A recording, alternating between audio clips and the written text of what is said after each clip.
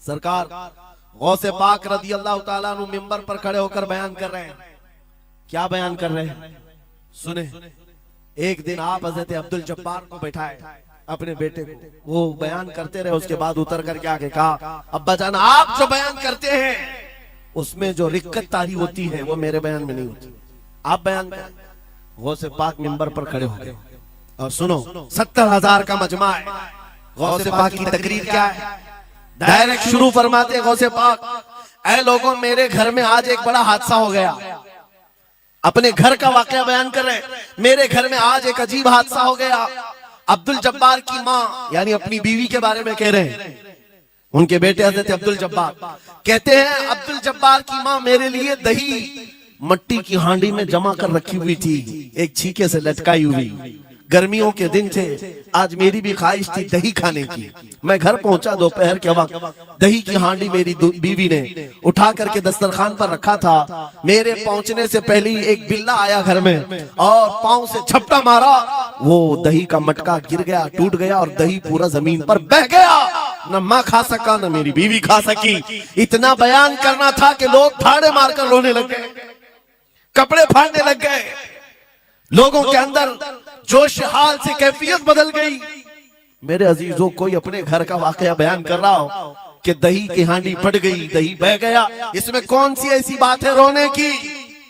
ये हमारे और तुम्हारे लिए हो सकता है। गौसे आजम का मजमा भी अहले दिल का हुआ करता था, वो बसीरत वाले लोग बैठते थे। गौसे पाक क्या बयान कर रहे थे? गौसे पाक के बयान का मतलब ये नहीं है कि अब्दुल उनकी बीवी दही की हांडी जमाई थी और उनके लिए खाने का इंतजार कर रही थी। गौसे आजम अपने वाकये से दुनिया की हालत बता रहे थे, ऐ लोगों जिस तरह मेरे घर में आज मेरे खाने से पहले दही का मटका टूट गया और दही बह गया, सबकी हालतें तकरीबन ऐसी होती हैं। इंसान अपने लिए इतना कमाता है, माल जमा करता रहता है और जब उसके खाने का वक्त आता है मलकुल मौत पंजा मारकर रूह निकाल लेता है और सारा माल उसका धरा का धरा रह जाता है, ना वो चख पाता है ना खा पाता है। गौसे पाक रज़ी अल्लाह ताला अन्हु ये दुनिया की हालात बता रहे थे। और मेरे अजीजों, आज भी वही हालात है हमारे, आज भी वही हालात है। हमने कमाने के लिए अपनी सेहत गंवा दी, रात नहीं देखा दिन नहीं देखा, दौड़ते रहे माल हासिल करने के लिए, इतना जमा कर लूं, इतना जमा कर लूं, इतना जमा कर लिया, जब तक तो सेहत बिगड़ गई, शुगर भी आ गई, बीपी भी आ गई और ऐसी बीमारियां लग गई कि अब इनको ठीक करने के लिए जितना जमा किया था खर्चा करते रहो। शेख सादी रहमतुल्लाह अलैह फरमाते हैं ये दो कामों में तो इंसान की पूरी जिंदगी खत्म होती है। पहले कमाने के लिए सेहत गंवाता है और फिर सेहत बचाने के लिए माल गंवाता है। ये दो चीजों में गौसे पाक रज़ी अल्लाह ताला अन्हु की नसीहत यही थी कि इतना जमा कर ले जाते हो, इतना जमा करते हो कि फिर जब खाने का वक्त आता है तो मियाँ ऐसे हालात होते हैं कि नमक भी नहीं खा पाते, शक्कर भी नहीं खा पाते। दूसरी बातें तो छोड़ो, शुगर वाले शक्कर नहीं चख पाते, बीपी वाले नमक नहीं चख पाते।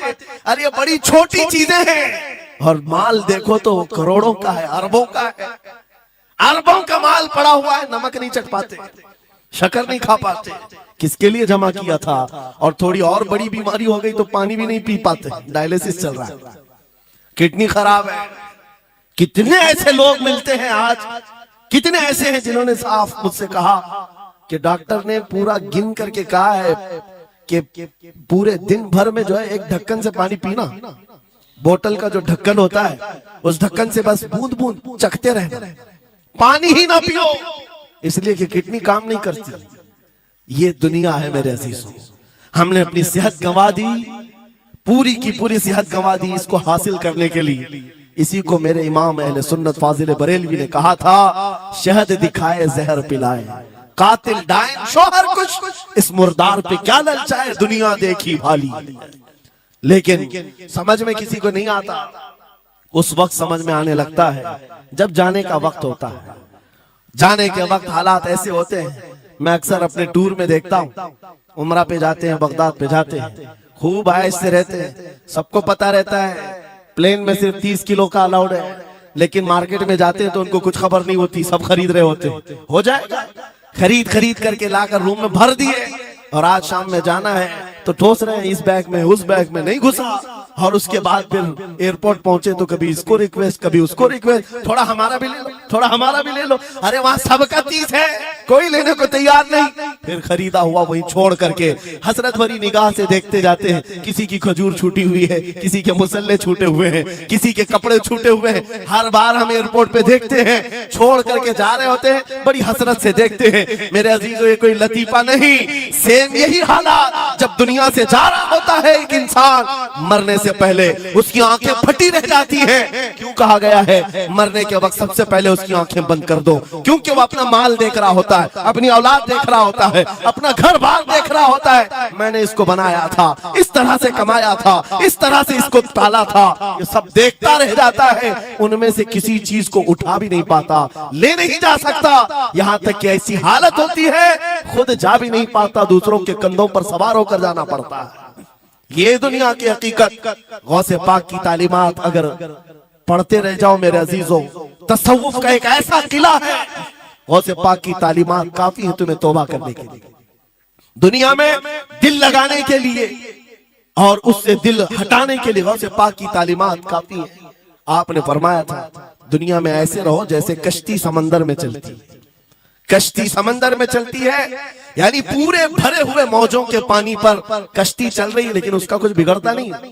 हाँ, अगर पानी कश्ती के अंदर आ गया तो फिर कश्ती के लिए खतरा है, डूब जाएगी। तुम दुनिया में ऐसे ही रहो कि तुम्हारे अंदर दुनिया ना आए। तुम दुनिया में हो, तुम्हारे अंदर दुनिया ना आ जाए। अगर तुम्हारे अंदर दुनिया घुस गई तो डूब जाओगे, फिर यहां से निकल नहीं पाते। मौलाना रोम इसी की मिलती जुलती बात कहते हैं मसनवी शरीफ में। जलालुद्दीन रूमी फरमाते हैं एक चूंटी को देखा, शहद का एक कतरा जमीन पर गिरा हुआ है, शहद का कतरा चिपकने वाला होता है, यानी उसके अंदर गम होता है। चूंटी करीब से आई, एक चुस्की ली, शहद को चखा और जाने लगी। फिर आई, पेट कहां भरता है चूंटी का मीठे से। अरे शहद तो पानी में भी रखो ऊपर से आके गिरती है, और शहद खाना है उसको।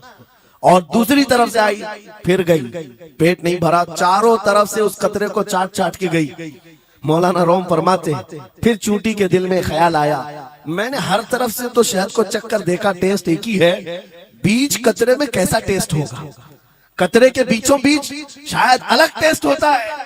तो चूंटी ये सोच करके कतरे के ऊपर चढ़ गई, जो शहद का कतरा था उसके ऊपर चढ़ गई। कहा ऊपर चढ़ करके मैं चुस्की लूंगी इसकी और चखूंगी। और जब चढ़ गई तो उसके सारे पैर हाथ उस पे चिपक गए। चूप तो लिया, शहद खा तो लिया, लेकिन वापस आने का कोई रास्ता ही नहीं था। सारे हाथ पैर उस शहद के गम में चिपक गए। चूंटी की उसी कतरे में मौत हो गई। मौलाना जलालुद्दीन रूमी फरमाते हैं इंसान यही करता है, माल कभी इधर से कमाता है, कभी उधर से कमाता है, हर जगह से देखता है, सारे टेस्ट ले लेता है, बाद में बड़े बड़े लोगों को देखता है, अरे नेताजी तो बड़े बंगले में, वहां कैसा ऐश होता होगा, कोई इस रिजॉर्ट में है, वहां कैसी मस्तियां होती होंगी, वहां भी जाकर देख लूं।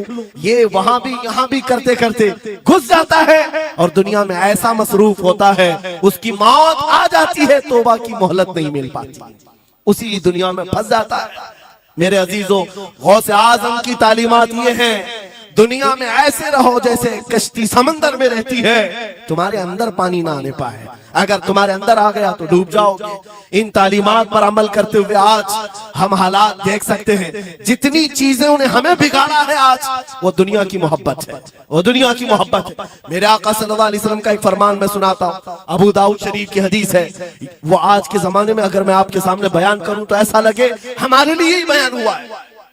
रसूल करीम सल्लल्लाहु अलैहि वसल्लम फरमाते यूशकु अन तदाअ अलैकुमुल उमम कमा तदाअल अकिलतु इला क़ुसअतिहा, करीब एक जमाना तुम पर आएगा, तुम देखोगे कि सारी जमातें मेरी उम्मत पर टूट पड़ेंगी, ऐसे टूट पड़ेंगी जैसे भूखा बर्तन पे झपटता है, भूखा आदमी जैसे बर्तन पे झपटता है, ऐसे मेरी उम्मत पर सारी कौमें झपट पड़ेंगी। आज वही तो हालात है, आज वही हालात है, सबका टारगेट हम ही है, सबका निशाना हम है। सहाबा ने पूछा उस वक्त, यौमइदिन मिन नहनु मिन क़िल्लतिन या रसूल अल्लाह, ऐ अल्लाह के रसूल उस जमाने में हमारी तादाद कम होगी, ऐसा क्यों होगा कि सारे लोग हम पर झपट पड़ेंगे? नबी पाक फरमाते हैं वलाकिन्नकुम कसीरून, नहीं, तुम तो बहुत ज्यादा होंगे उस वक्त, गुस्सा अनका गुस्सा इस सैल, लेकिन तुम्हारी हालत समंदर के झाग की तरह होगी।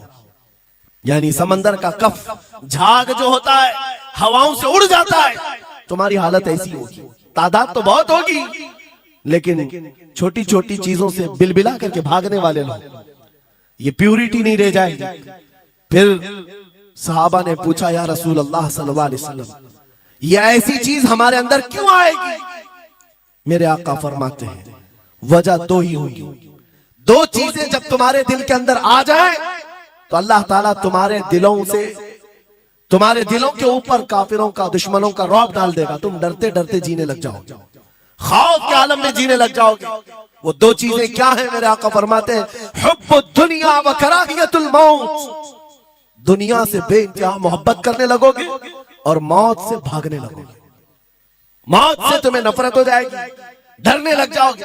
ये दो चीजें जब तुम्हारे अंदर आ जाए, तुम्हारे दिलों पर काफिरों का रौब डाल दिया जाएगा, दुश्मनों का खौफ डाल दिया जाएगा।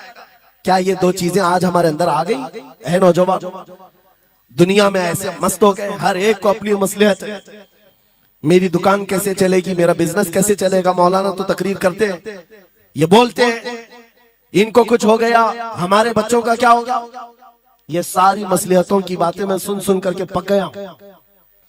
बहुत सारे लोगों को तो ये लगता है इनके साथ मत बैठो, वरना कल को इन पकड़ के ले जाएंगे तो तुम्हारा भी नाम आ जाएगा। बहुत सारे स्टेज पर उलमा के हालात पर अभी तो चल रहा है। जिस दिन कोई टारगेट पर आए, इधर उधर बैठने से भी डरने लगे।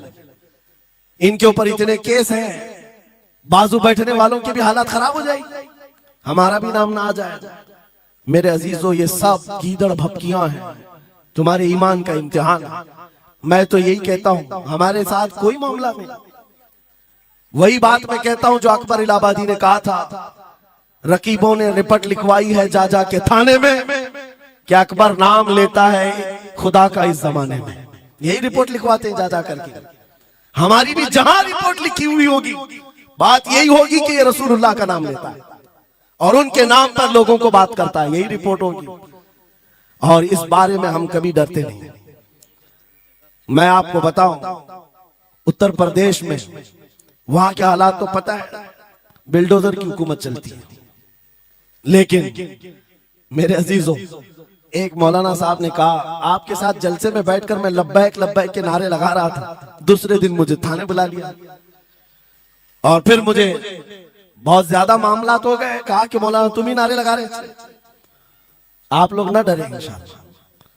यहां पर तो उन्होंने मुझसे कहा, मैं कहा क्या हुआ? फिर कुछ हुआ? कहा मुझसे कह रहे थे केस हो जाएगा, हालात बिगड़ जाएंगे, खराब हो जाएंगे। मैंने कहा फख्र करो मौलाना इस बात पर, दुनिया चोरी करके थाने जाती है और तुम नबी का नाम लेकर जा रहे हो, कौन सा मसला है? बात सिर्फ इतनी है मेरे अजीजों, हम बोलते रहेंगे उस वक्त तक जब तक अल्लाह तबारक व तआला ने जुबान रखी है। नबी पाक की अजमत और नबी पाक की शरीयत और औलिया उम्मत की मिदहत बयान करना जुर्म है। यह जुर्म हम 1000 बार करेंगे।